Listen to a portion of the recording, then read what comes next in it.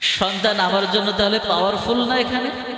হ্যাঁ, কত বড় নিয়ামত, আমার সব শেষ হয়ে যাবে, কিন্তু আমার সন্তান মাদ্রাসার মধ্যে আলিফ বা পড়তেছে, হ্যাঁ, কোরআনে কারিমে তেলাওয়াত করতেছে, এই যে একটা সম্পর্ক, এই সম্পর্ক কখনো বিচ্ছিন্ন হবে না, এই সম্পর্ক বিচ্ছিন্ন হবে না।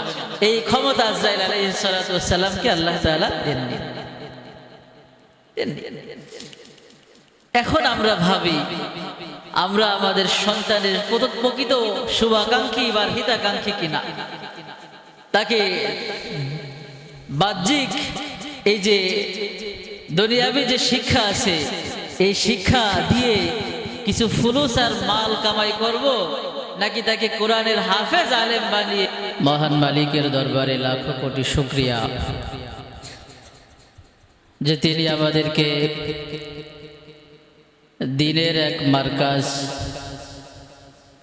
কোরআনের এক বাগানে এখানে আসার বসার কিছু কথা বলার তৌফিক দান করছেন। এজন্য আমরা সবাই আল্লাহ তাআলার দরবারে শুকরিয়া আদায় করি, আলহামদুলিল্লাহ।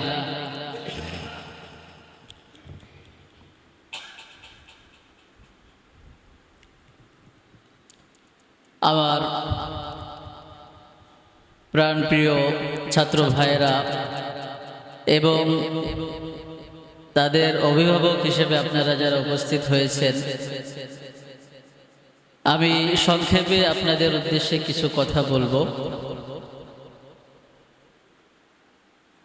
সন্তানের হক আমাদের উপরে, পিতামাতার উপরে সন্তানের হক আর অধিকার,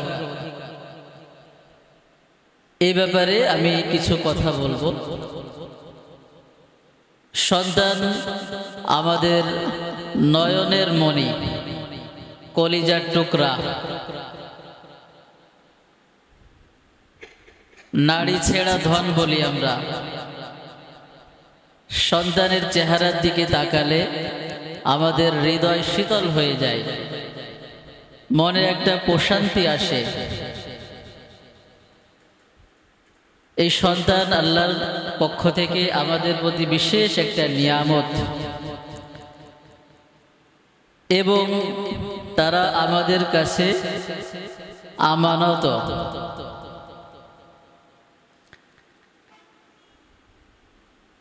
আমরা সন্তান আসলে সন্তানের ভবিষ্যৎ নিয়েও চিন্তিত থাকি। যেখানে সন্তানের প্রশ্ন, ওখানে সন্তানের ভবিষ্যতেরও কি প্রশ্ন, কিন্তু একসাথে এটাও আসে। সন্তান মানে তার ভবিষ্যৎ নিয়ে আমাকে ভাবতে হবে। এখন তার কোন ভবিষ্যৎ নিয়ে আমাকে ভাবা উচিত, এবং সন্তানের প্রকৃত ভবিষ্যৎ কোনটা, এটা আমাদের আলাদা হওয়া দরকার না? হ্যাঁ, আমরা শুধুই ভাবি আমার সন্তানের কি হবে, সন্তানের কি হবে, আমি মারা যাওয়ার পরে আমার সন্তানের কি হবে, ও কেমনে দুনিয়াতে চলবে, কি করে খাবে, এটা নিয়ে আমরা কিন্তু খুব চিন্তা করি। কিন্তু আমরা একথা ভাবি না আমার সন্তান মারা যাওয়ার পরে ওর কি হবে, এই কথা কি ভাবি আমরা? হ্যাঁ, সবাই সন্তানের দুনিয়া নিয়ে ফিকির করে, কিন্তু সন্তান মারা যাওয়ার পরে তার আখেরাত, তার পরকাল কি হবে, এইটা নিয়ে কিন্তু আমরা অতটা ভাবি না। হ্যাঁ, শীতকাল, শীত যেন না লাগে, এই জন্য তার জন্য ভালো ভালো বিছানা, লেপ, মোটা মোটা কম্বল, আরো গরম পানি করার জন্য হিটার রাখি, কেতলি কিনে দেই। গরম পড়তেছে, এসির ব্যবস্থা করি, ফ্যান, ভালো ফ্যানের ব্যবস্থা করি, ফ্রিজে ঠান্ডা পানীয়র ব্যবস্থা করে রাখি আমরা, এবং যা যা ব্যবস্থা করলে ওর শরীর সুন্দর হবে, গরম কম লাগবে, এগুলো কিন্তু ফিকির করি। কিন্তু সন্তান মারা যাওয়ার পরে সে জান্নাতি হবে না জাহান্নামী হবে, এইটা নিয়ে কিন্তু আমাদের কোনো ফিকির নাই। দুনিয়ার গরম ঠান্ডা থেকে বাঁচানোর জন্য কত উপায় অবলম্বন করি, এবং দুনিয়ার গরম এটা পরকালের তুলনায় খুবই সামান্য, অল্প, ক্ষীণ। কিন্তু জাহান্নামের যে আগুন, জাহান্নামের যে ঠান্ডা, দুটোই তো জাহান্নামের অংশ নাকি? ঠান্ডা এবং গরম দুটোটা কিন্তু জাহান্নাম থেকে আসছে। জাহান্নামের এক অংশ ঠান্ডা আর এক অংশ গরম। ওখান থেকে সন্তানকে কি করে বাঁচানো যাবে এই ফিকিরটা কিন্তু আমাদের নাই। তাহলে দেখা গেল আমরা যারা সন্তানের ভবিষ্যৎ, সন্তানকে নিয়ে চিন্তিত এবং ওকে নিয়ে আমরা ফিকির করি, ওর আসল চিন্তা, ওর প্রকৃত যে আরাম আর শান্তি, সেটা নিয়ে কিন্তু আমাদের ফিকির নাই। আছে বলেন? নাই। নেক সন্তান এটা আল্লাহর অনেক বড় একটা নিয়ামত। সন্তান না হওয়া এটা একটা ব্যথা, মারাত্মক ব্যথা, কষ্ট। যে কষ্ট বরদাস্ত সহ্য করতে না পেরে ইব্রাহিম আলাইহিস সালাতু ওয়াস সালাম বুড়া বয়সে আল্লাহর কাছে দোয়া করতেছে। কি দোয়া? রব্বি হাবলি মিনাস সলিহিন। শুধু সন্তানের জন্য দোয়া করে নাই, আল্লাহ তাআলা ইব্রাহিম আলাইহিস সালাতু ওয়াস সালামের মুখ দিয়ে সলিহিন শব্দটা উচ্চারণ করাইছে। ওনার সন্তানের প্রয়োজন, বদ সন্তানের প্রয়োজন না ওনার, ফাসেক এরকম সন্তানের প্রয়োজন না ওনার। যে সন্তান মারাত্মক ধরনের পরীক্ষা আমার জন্য, ওই সন্তানের প্রয়োজন না ওনার। এই বুড়া বয়সে আল্লাহ সন্তান যদি দাও, তা আমাকে একজন নেক সন্তান দান করো। কি সন্তান? ওই বুড়া বয়সে চাইছে নেক সন্তান। এবং উনি কতটা নেক সন্তান ইসমাইল আলাইহিস সালাতু ওয়াস সালাম, এটা তো আমরা সবাই জানি। আল্লাহ তাআলার হুকুমের সামনে নিজের গলা খুলে দিছে, বাবা আল্লাহ তাআলার হুকুম যদি হয়ে থাকে তাহলে আপনি চালান আপনার ছুরি। এরকম নেক সন্তান আল্লাহ তাআলা ওনাকে দান করছেন।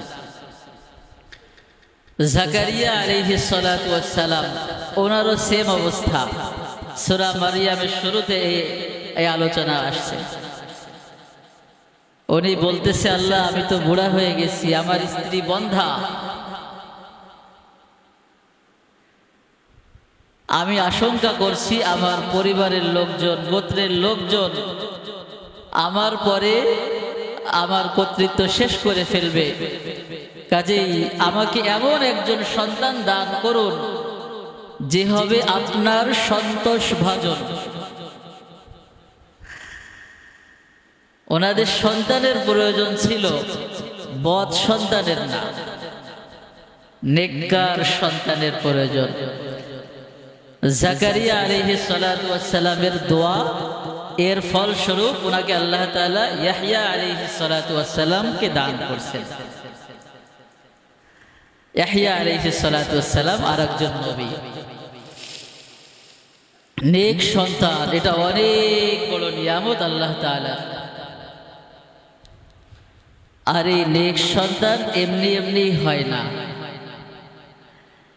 নেক সন্তান হওয়ার জন্য নেককার মা খুঁজতে হয় আগে। কি খুঁজতে হয়? নেককার মা খোঁজা লাগে। এই জন্য যৌবনকালে বিয়ের আগেই এগুলো প্রিপারেশন নিতে হয়, ভাবতে হয় আমি যদি একজন নেক সন্তান চাই তাহলে আমার সর্বপ্রথম দরকার হলো ওর জন্য একজন নেককার মা ব্যবস্থা করা। নেককার মা ব্যবস্থা করা, এবং এটা বাস্তব। পিতামাতার নেকি হওয়া এবং বদি হওয়া, পিতামাতার খারাপ হওয়া ভালো হওয়া, এর প্রভাব সন্তানের ওপর পড়ে। এর প্রভাব সন্তানের ওপর পড়ে। এক বুজুর্গ থানভী রহমতুল্লাহ আলাইহি এই ঘটনা তারবিয়াতুল আওলাদ নামক কিতাবের মধ্যে লিখছেন। এক বুজুর্গ মানুষ, কিন্তু ওনার সন্তান দুষ্টু, খুব দুষ্টু, বাজে। এক লোক এসে জিজ্ঞাসা করছে, হযরত, আপনি এত বড় বুজুর্গ অথচ আপনার সন্তান এত খারাপ, কারণটা কি? উনি বলছে যে দেখো, আমি একদিন একখানে দাওয়াতে গেছিলাম এক ধনীর বাড়িতে। ওনার টাকা পয়সা ছিল সন্দেহজনক।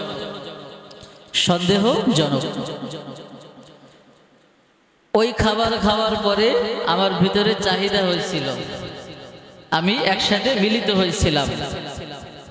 ওই মিলনের ফসল হলো আমার এই সন্তান।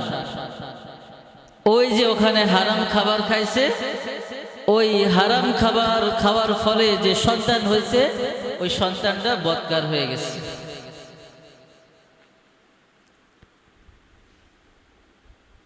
এক স্বামী স্ত্রী নিয়ত করছে, আমরা পিছনে যত গুনাহ করছি তওবা করলাম, সামনে আর কোনো গুনাহ করব না। আমাদের এই নেক কাজের ওসিলায় যেন আল্লাহ তাআলা আমাদেরকে একজন নেক সন্তান দান করেন। আলহামদুলিল্লাহ, আল্লাহ তাআলা ওনাদের একজন সন্তান দান করছেন। এই সন্তান আস্তে আস্তে বড় হয়েছে। বড় হওয়ার পরে বাবার সাথে রাস্তা দিয়ে একখানে যাচ্ছে সন্তান। হঠাৎ যে পাশে একটা বড়ই গাছ থেকে বড়ই ছিঁড়ে খাইছে। অন্যের গাছের বড়ই অনুমতি ছাড়া খাওয়া যাবে? খাওয়া যাবে না। ওই লোকটা পেরেশানিতে পড়ে গেছে, এমন কেন হলো? আমরা তো ভালো হয়ে চলছি, আমার সন্তান তেমন হওয়ার কথা না। অন্যের গাছের বড়ই চুরি করে খাবে কেন আমার সন্তান? সাথে সাথে ঘরে এসে স্ত্রীকে জিজ্ঞাসা করছে, আমার সন্তান এরকম করলো কেন বলো? স্ত্রী বলে, ও গর্ভে আসার পরে আমার প্রতিবেশীর যে বড়ই গাছের ডাল আমার বাড়ির আঙ্গিনায় আসছিল, ওখান থেকে একটা বড়ই আমি না বলে খাইছিলাম। বলছে, তোমার এই আচরণের কারণে এই চুরির স্বভাবটা আমার সন্তানের মধ্যেও ঢুকছে। চুরির স্বভাবটা আমার সন্তানের মধ্যেও ঢুকছে। হযরত ওমর ফারুক রাদিয়াল্লাহু আনহু এর কাছে এক বাবা এসে অভিযোগ করলো যে, খলিফাতুল মুসলিমিন, আমার সন্তান আমার খোঁজ খবর রাখে না, আমার সেবা যত্ন করে না, আমার হক আদায় করে না। ওমর রাদিয়াল্লাহু আনহু খলিফাতুল মুসলিমিন সন্তানকে ডাক দিছে, আসো, কি হয়েছে? তোমার বাবা অভিযোগ করছে তুমি কথা শোনো না, খোঁজ খবর রাখো না, বাবার হক আদায় করো না। ওই সন্তান ওমর ফারুক রাদিয়াল্লাহু আনহুর কাছে জিজ্ঞাসা করছে, খলিফাতুল মুসলিমিন, বাবাই কি শুধু আমাদের উপর হক পায়, নাকি বাবার উপরে আমার এই সন্তানেরও কোনো হক আছে বলেন? ওমর ফারুক রাদিয়াল্লাহু আনহু বলছেন, বাবার উপরেও সন্তানের হক আছে। বলছে, বলেন তাহলে কি কি হক? বলছে, সর্বপ্রথম হক হলো সন্তানের জন্য একজন নেককার স্ত্রী খুঁজে নিয়ে আসা, নেককার মায়ের ব্যবস্থা করা। 2 নম্বর, তাকে তার জন্য একটা উত্তম ইসলামী সুন্দর নাম রাখা। নামেরও কিন্তু প্রভাব পড়ে সন্তানের উপরে। 3 নম্বর, সে যখন বড় হয়, বড় হওয়ার পরে তাকে ধর্মীয় শিক্ষায় শিক্ষিত করা। ধর্মীয় শিক্ষায় শিক্ষিত করা। ওমর ফারুক রাদিয়াল্লাহু আনহু এর কথা শুনে ওই বাচ্চা এখন বলে, ছেলেটা বলে, খলিফাতুল মুসলিমিন, আমার বাবার কাছে শোনেন, সে এই 3টা হকের একটাও আদায় করছে কিনা শোনেন তার কাছে। আমার মা, সে কোনো ভালো মহিলা না, বদকার মহিলা। আর আমার যে নাম রাখছে, আমার নামের অর্থ হলো পায়খানার কিট। পায়খানার কিট। আর আমাকে ধর্মীয় শিক্ষা বিন্দু মাত্রই দেয় নাই। ওমর ফারুক রাদিয়াল্লাহু আনহু তখন এই বাবাকে বললেন, তুমি নিজেই তো তোমার সন্তানের হক আদায় করো নাই, তাহলে সন্তান তোমার হক কি করে আদায় করবে? তুমি এখন থেকে যাও, সন্তানের সাথে এরকম আচরণ আর করবা না। কি বোঝা গেল? সন্তানের উপর হক আছে, পিতামাতা যদি সন্তানের এই হকগুলো আদায় করে এবং পিতামাতা নেককার হয়, তা এর প্রভাব সন্তানের উপর গিয়ে পড়ে। এই কথাটা কি আপনারা বুঝতে পারছেন? এবং সন্তানের যে ভবিষ্যৎ নিয়ে চিন্তা, এই ভবিষ্যৎটা আসলে দুনিয়াবি চিন্তা পরে, আগে ওর আখিরাতের চিন্তা হওয়া চাই। পিতামাতা মাত্রই আমার আপনার কাছে এই সন্তান সর্বপ্রথম এতটুকু পরিমাণ হক আমার উপরে আছে যে সে বড় হওয়ার পরে যেন ধর্মীয় মত ও পথের উপরে চলতে পারে। এতটুকু শিক্ষা দেওয়া কিন্তু সন্তানের হক আমার উপরে। আমি হাফেজ আলেম বানাইতে পারি বা না পারি, প্রাথমিকভাবে তাকে কোরআন শরীফের একটা অংশ মুখস্থ করিয়ে দেওয়া, সহি শুদ্ধভাবে কোরআন শরীফ যেন সে পড়তে পারে, জরুরি মাসলা মাসাইল যেন সে জানে, এতটুকু কিন্তু সন্তানের হক পিতামাতার উপরে।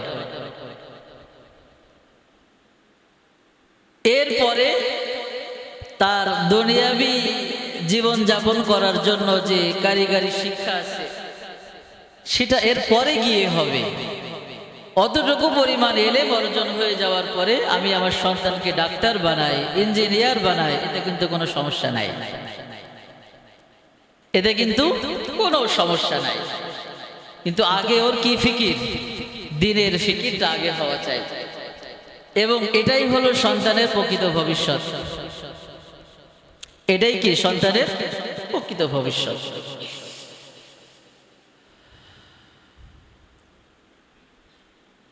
দেখেন, আমার আপনার ইন্তেকালের পরে আমার সমস্ত আমলের দরজা বন্ধ হয়ে যাবে। বন্ধ হয়ে যাবে না? ইযা মাতাল ইনসানু ইনকাতা আনহু আমালুহু ইল্লা মিন সালাস, ওয়ালাদিন সালিহ আও ইলমিন ইনতাফাউ বিহি। এমন একজন নেককার সন্তান, নেক সন্তান, এই নেক সন্তান যে পিতা মাতার জন্য দোয়া করবে, সদকায়ে জারিয়া, আমার মৃত্যুর পরেও এটা চলতে থাকবে। এমন উপকারী ইলম, যে ইলম শিক্ষা দেওয়ার পরে সে আরো মানুষকে শিখাবে, তো এর দ্বারা কি হবে? আমি মৃত্যুবরণ করার পরেও এই আমলের সবগুলো আমরা কিন্তু পাইতে থাকবো। সব দরজা বন্ধ হয়ে যাবে, কিন্তু নেককার সন্তান বাবা মার জন্য দোয়া করবে, এই দোয়া বন্ধ করতে পারবে না। আজরাইল আলাইহিস সালাতু ওয়াস সালাম আমার আপনার রূহটা বের করে জীবনের পরিসমাপ্তি ঘটাতে পারবে, কিন্তু সন্তান আলিফ পড়বে আর বাবার আমল নামার মধ্যে 10 নেকি যোগ হবে না। এই ক্ষমতা আজরাইল আলাইহিস সালাতু ওয়াস সালামকে আল্লাহ তাআলা দেননি।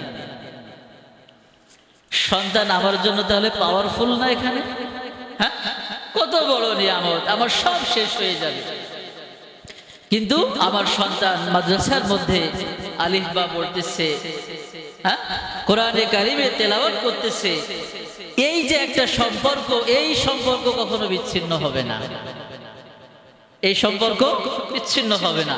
এই ক্ষমতা আজরাইল আলাইহিস সালাতু ওয়াস সালামকে আল্লাহ তাআলা দেননি।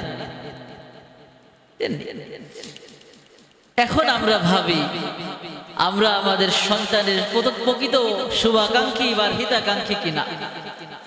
তাকে বাহ্যিক এই যে দুনিয়াবি যে শিক্ষা আছে, এই শিক্ষা দিয়ে কিছু ফুলুস আর মাল কামাই করব, নাকি তাকে কোরআনের হাফেজ আলেম বানিয়ে আমার মাথার মধ্যে নূরের তাজ পরিধান করব।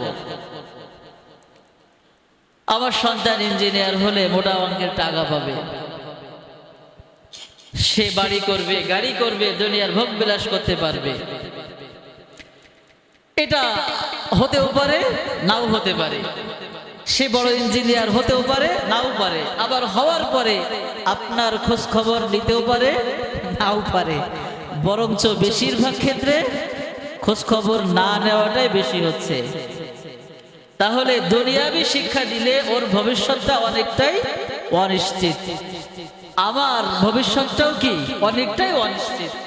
কিন্তু আখেরাতের যে শিক্ষা, কোরআনের যে শিক্ষা, এই শিক্ষাটা যদি আমি আপনি সন্তানকে দেই, তাহলে আমার ভবিষ্যৎ কিন্তু এরকম অনিশ্চিত না। আমার সন্তান যদি আমার বড় হয়ে খোঁজ নাও নেয়, তারপরেও আমি ওকে যে মাদ্রাসার মধ্যে ভর্তি করছিলাম, ও পড়লেই আমার আমলনামার মধ্যে সব হতে থাকবে।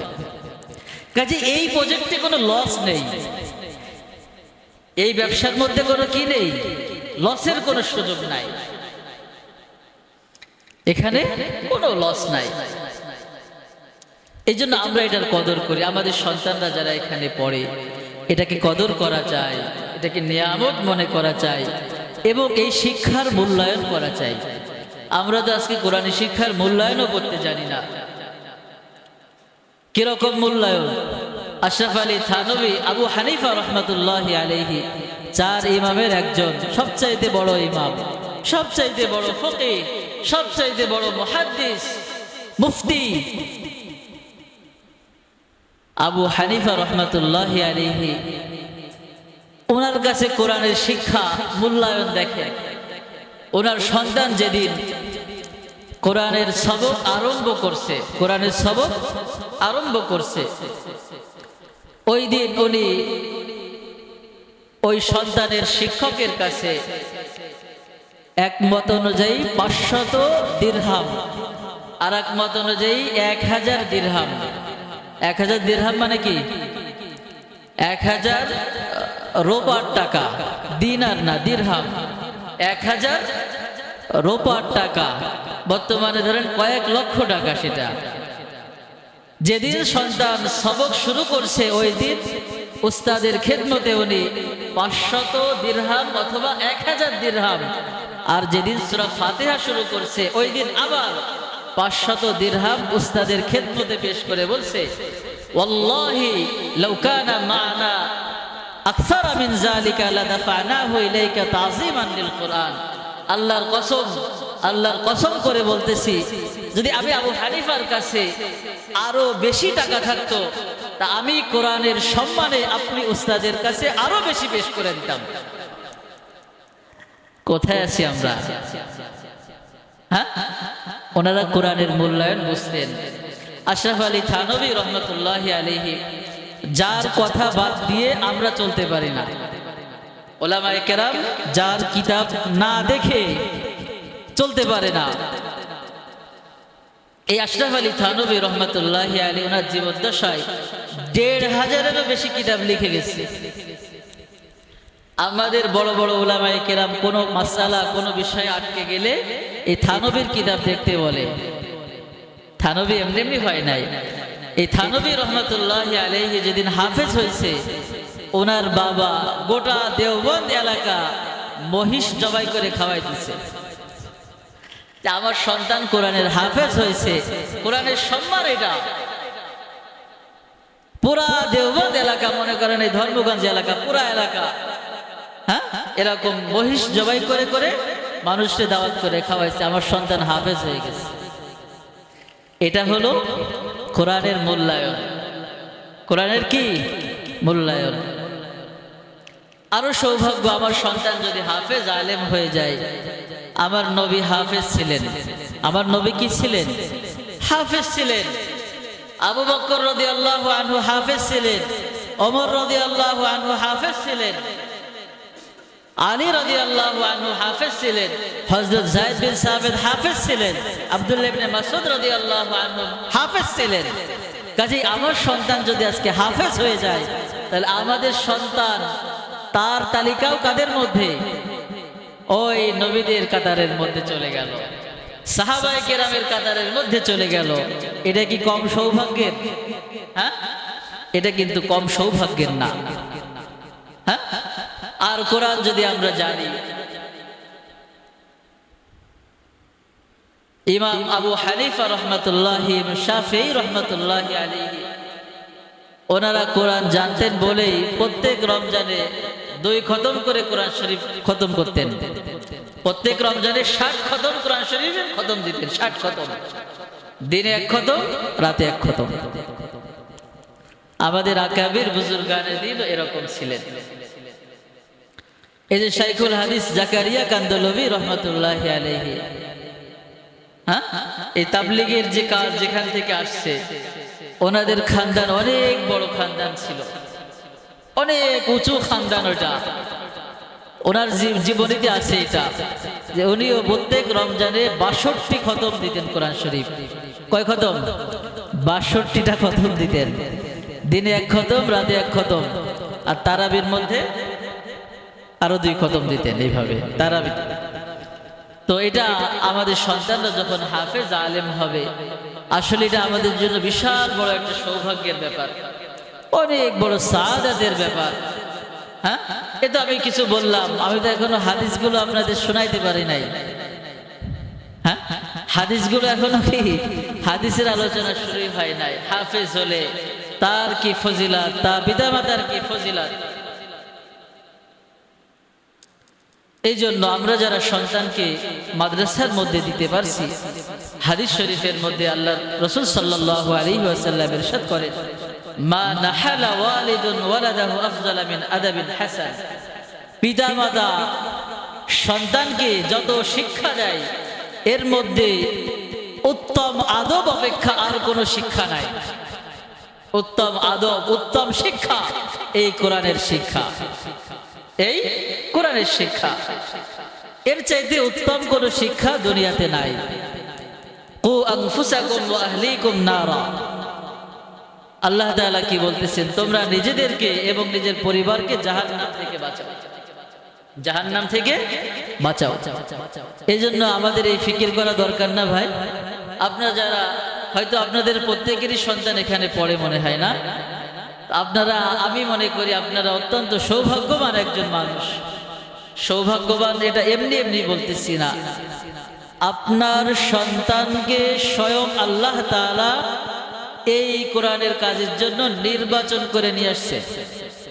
এমনি এমনি আসে নাই কিন্তু, ভালো করে মনে রাখবেন। নির্বাচন করেন আপনার সন্তান এবং আপনি আল্লাহ তাআলার নির্বাচিত বান্দা। এরপরে আর কিছু লাগবে? হ্যাঁ, এরপরে আর কিছু লাগে না। আল্লাহ তাআলা আমাদেরকে নির্বাচন করে আমার সন্তানদেরকে এখানে নিয়ে আসছেন। এই জন্য এটার কদর করা, এটার কদরদানি করা এবং সন্তানের প্রতি সবসময় খেয়াল রাখা। সর্বশেষ বলতেছি, আমরা অভিভাবকরা অনেক সময় সন্তানের কিছু বিষয় খেয়াল করি না, যে কারণে মাদ্রাসার যে পরিবেশটা সে পায়, বাড়িতে যে একটু উল্টাপাল্টা হওয়ার কারণে সন্তান কিন্তু ওইভাবে গড়ে ওঠে না। আমার ঘরে আমার সন্তান এখানে পড়তেছে, কিন্তু বাড়ির মধ্যে পরিবেশ ভালো না, নামাজি পরিবেশ না, টিভির পরিবেশ, বড় বড় মোবাইল আমার সন্তানের হাতে ধরাই দিলাম, তাহলে কিন্তু সন্তান সঠিক শিক্ষাটা পাবে না। কোনোভাবেই এই সন্তান সঠিক শিক্ষা পাবে না। অভিভাবক হিসেবে সবার কাছে বলবো, শুধু মাদ্রাসায় দিচ্ছেন এতটুকুই শেষ না, আপনি নিজেও আপনার সন্তানের দিকে খেয়াল করবেন যে ওর চলাফেরার মধ্যে কোনো উল্টোপাল্টা হচ্ছে কিনা। এই জাকারিয়া কান্দলভি রহমতুল্লাহি আলাইহি এত বড় হয়েছে কেন? শাইখুল হিন্দ, হ্যাঁ, বলা হচ্ছে যে ওনার বাবা এতটাই খেয়াল রাখতেন, এতটাই খেয়াল রাখতেন। একদিন উনি বলছে, বাবাকে বলছে, ছেলেকে বলছে, আমার জন্য একটা বালিশ নিয়ে আসো। এই জাকারিয়া কান্দলভি রহমতুল্লাহের কাছে একটা বালিশ ছিল, সুন্দর, খুব সুন্দর একটা বালিশ ছিল। বালিশটা নিয়ে এসে বলো, আব্বু আমার এই বালিশটা আপনি নেন। ওনার বাবা ধমকি মারছে এবং চড় লাগাইছে, তোমার বললে কেন, আমার কি? তুমি এখন থেকেই যদি আমার বলো তাহলে আমি তো বড়াই চলে আসবে তোমার ভিতরে। সন্তানের সব প্রতিটা মুহূর্তে খেয়াল রাখা। দেখেন 8, 9-এ পড়া ছেলে বুলেট বিড়ি টানে, জানেন আপনারা? আমার মসজিদের সামনে যে মাঠটা আছে না, ওই মাঠের মধ্যে কি টানে? 8, 9-এ পড়া ছেলে বলে বিড়ি খায়। 10-এ ওঠার আগে গাঁজা খাবে, কলেজে যাওয়ার আগে মদ ধরবে, এরপরে যে ও কি করবে আমি তো বলতেও পারবো না সেটা। কাজেই সন্তানের অভিভাবক হিসেবে আপনাদের কর্তব্য আরো খেয়াল রাখা। যাতে করে ত্রুটি না হয়ে যায়। ওর চলাফেরা, কথাবার্তা, গতিবিধি সব একটু খেয়াল রাখা যাবে না ইনশাআল্লাহ? আল্লাহ পাক রব্বুল আলামিন আমাদের সবাইকে আমাদের সন্তানের প্রকৃত হক আদায় করে চলার তৌফিক দান করেন। আমিন ওয়া আখিরু দাওয়ানা আলহামদুলিল্লাহি রাব্বিল আলামিন।